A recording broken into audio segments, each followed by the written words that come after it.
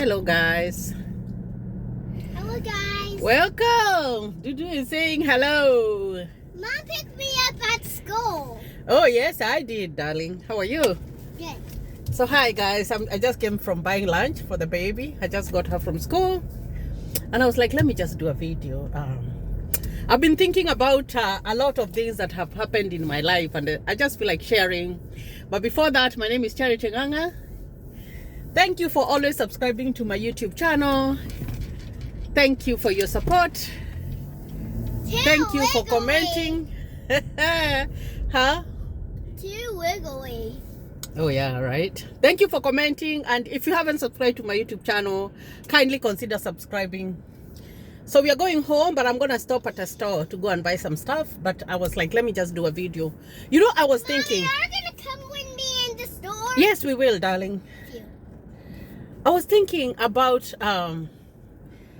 my life. I've been thinking about, like just trying to remember how my life has been, my journey, and trying to remember the little things and just sharing them with you because, your past makes who you are. And there are some things that you have done in your life that have brought a blessing in your life.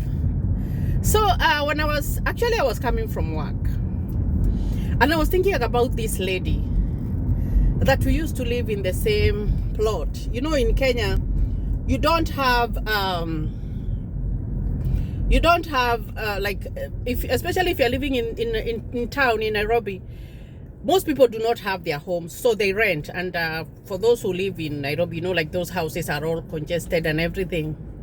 So I do remember a certain plot that I used to live in, and it was a wooden plot, and it was made of, no, it wasn't. Actually, it wasn't made of wood. It was made of iron sheets. And then I do remember it was cemented on the floor, but it did not have electricity. And then next to it, there used to be, two lines of the houses. I think we were like 15 people, 16 people, I do remember. 15, because the one that was supposed to be even was the toilet that we had to share. And I do remember that those apartments, the tap water, because the water used to come on Friday, Saturday, and Sunday.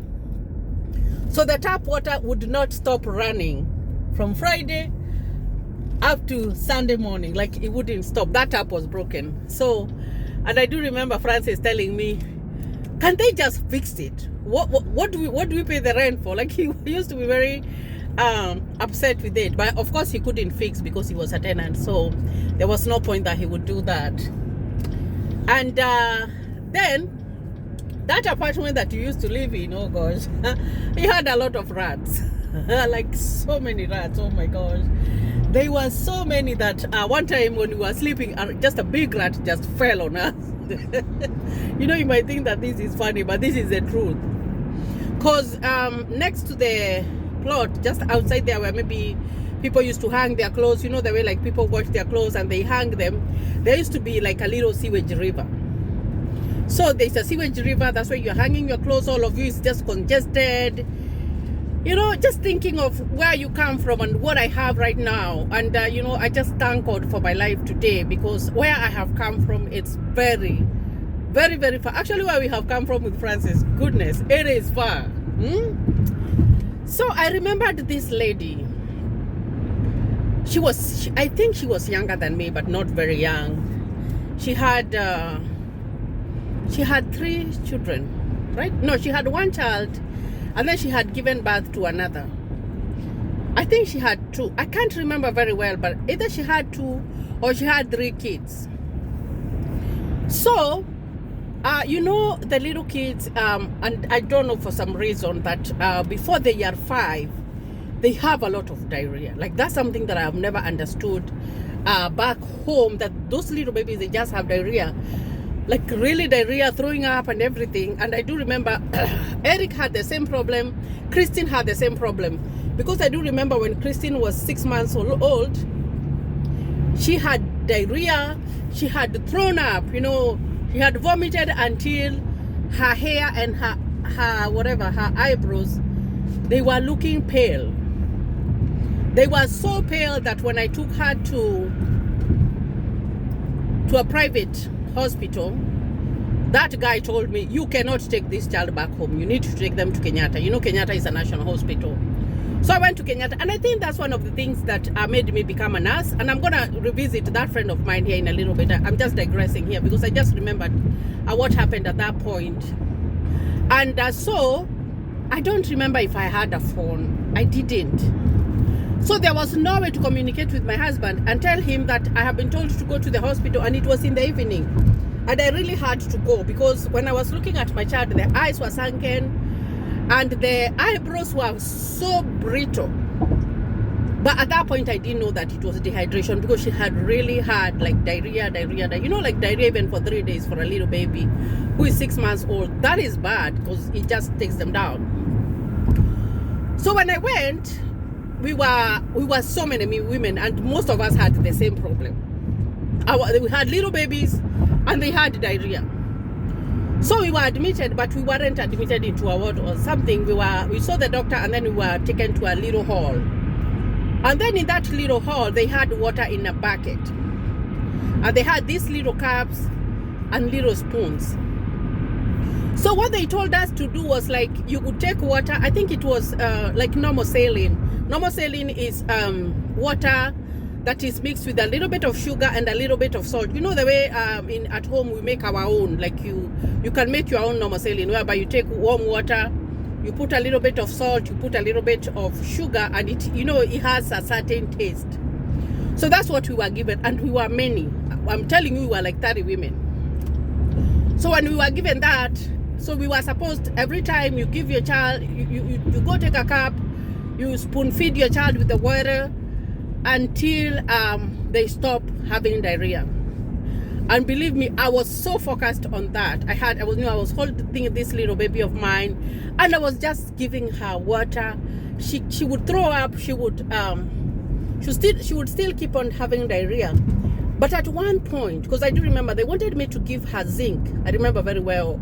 One of the medications that they had prescribed was zinc, but there wasn't zinc at that point in Kenyatta Hospital. So I had to stay with the prescription, and then the next day, go and buy it at a pharmacy. So I gave my baby water until around midnight or 1, she stopped having diarrhea. Oh gosh.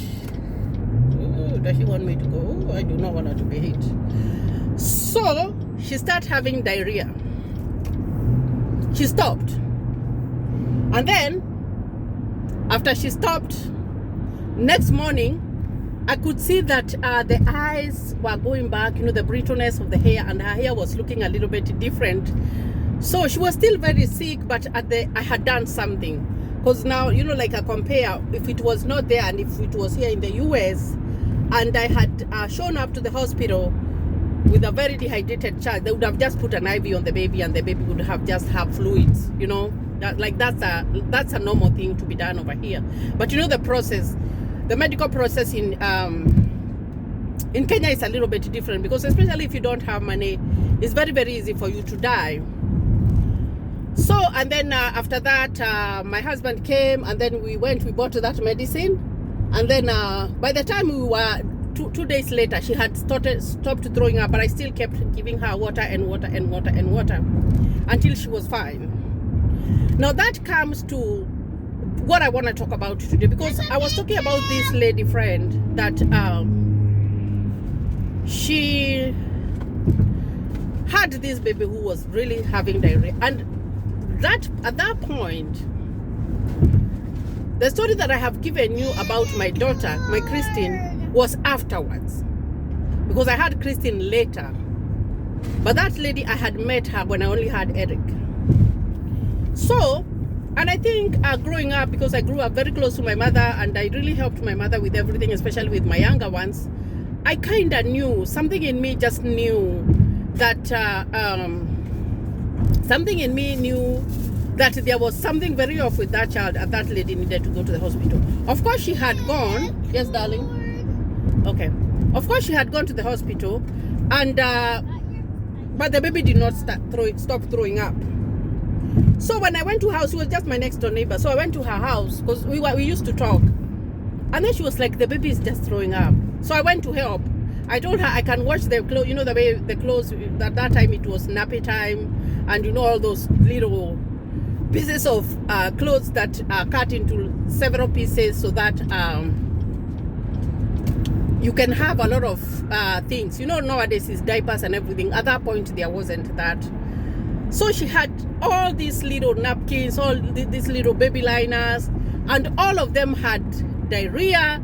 All of them the baby had thrown up. So it was just a full bucket of, I don't even know what I can say. And I was like, I'm just gonna wash them for you. But I told her, I need you to take your child to the hospital. Don't sleep with her tonight because she looks very sick. You need to take her to the hospital. But I don't know for some reason why she didn't. Because she did not. I think being naive, because she was young, you know. Being naive, and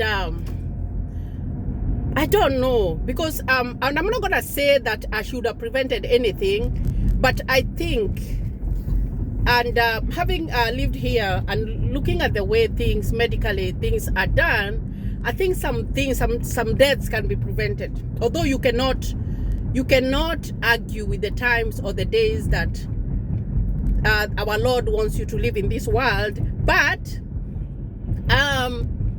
there are some things that you can prolong. Like for example, here, if a person is suffering from diabetes, they're suffering from diabetes and they need dialysis. Even if they don't have money, they get help and they're able to go for dialysis three times in a week. But if you are prescribed to go for dialysis right now in Kenya, you have to have a lot of money for you to be able to go for dialysis. You know some things that we take for granted, especially people when we come here in the US. You find that there it's a luxury even to afford something like dialysis. So I told her, you need to take that child to the hospital because she looks so sick. And then I went to do, after I washed the clothes, I went to do my things. And then I remember I overslept that day. So I woke up around 10 and there was nobody in the plot. So when I woke up, she was crying. I was like, what happened? She was like, I don't know, but the baby is not responding. So I went. And so the baby was put in, the bed, and just here where we put the feet are. She was just there and she was covered. So I uncovered the baby. And then I touched the baby. I have never touched something so cold. Oh my gosh, it was so cold. I was like, oh my gosh, this baby is not here with us anymore. So, and even her, she knew, but like the shock. So it was only me and her. There was nobody else in the plot. I think it was on a Sunday.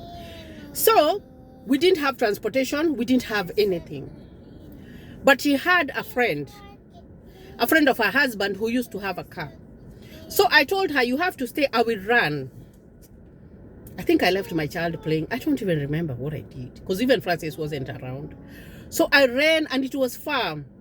I went like in a hurry. I went until I reached where that guy was. He used to have a pickup. And then, so we came with, no, he told me that he was going to come. So we went back and I stayed with the lady because she was really crying. She was really distressed and everything. And then now that guy showed up. When he showed up, so we had the baby wrapped and everything. So I thought, in Kenya, when a person dies, they are put at the back and they are covered and they stay there on the pickup. That's what I thought. But then that guy was like, no, one of you has to carry that baby. So who was to carry the baby? It was me. So let me tell you, it took the will of God for me to be able to carry that baby from Kayole up to the mortuary. We had to go to, I can't remember the name of the mortuary.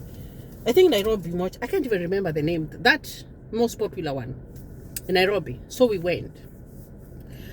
And then when we went, so I was just praying, like I'm just holding the baby.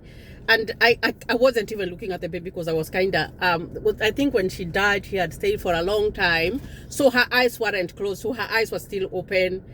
And I didn't want to look at her because I was feeling like really, really, really sad at that point. But I carried the baby. So I just wrapped her like a little baby nicely. And then I just carried her. So she sat in the middle and then the driver. And then I sat here. And I was just holding my baby. And we went all the way from Kayole and we went to the mortuary and we went and took the baby. So that was my first experience to go to the mortuary because there were these big doors, like really big doors. And so they opened the big doors. Oh my gosh, it was just scary. You know, have you ever been scared? So they just opened the big doors. And then there was this guy. He was like, he wasn't like really nice. Oh my gosh. I think in my life, I haven't met kindness. I've met people who are not nice. Oh gosh, I haven't. And that's why I try all my best to be very kind to everybody that I meet. It doesn't matter who you are. I like to be very kind, because I have been treated like really bad in my life that it really breaks my heart to see if there's something that someone is doing to me, and I really I feel like I'm not like being I'm not seen like I am equal to the other people. You see what I mean? So that guy wasn't really nice. So I'm here carrying the baby, the mommy is crying. And he was so rude. He was like, well, mama, kwa nini unalia? That means like, why are you crying? And you know, like, you've lost a child. I know, and I get it. Like, he was used to seeing so many people who had passed on, so he didn't care. But you know, when someone shows up, they have their child has passed away, you should have some compassion. You know, that guy did not have nothing. He didn't even care. So we were told to get in, me and the lady. So me, I'm carrying the baby. The guy in the driver did not come. It was only me and her. So we went. I don't remember if we paid. I think we didn't pay anything. And then we went. We were told to put the baby on the counter. There's a counter. There's a big counter where they put those the people who have passed away. Hold on, darling. Let me finish my video only in 2 minutes. And then, so where we went to put the baby, there were other 3 babies there. So I was like, how are we gonna know? And then they gave us a little thing with a tag. So we tied on the baby's toe. And then they told us we have to undress the baby, because we can't, they didn't want to be left with the clothes. So we undressed the baby. Guys. Oh dear. And then they asked us if we wanted to go back home with the clothes. We told them no. So we left. And when I was thinking about that, I was like, maybe, but just being compassionate to that woman, and just by being there for her, even if she wasn't a very close friend of mine, she was a neighbor, maybe there's something that I did that made God change my life today, you know, because I wouldn't say that I would have been selected to come and live in the US, or maybe my family was well up for me to come and live in the US and become a registered nurse on all of that. No. I told you in another video that if you have been handpicked, I would have been the last.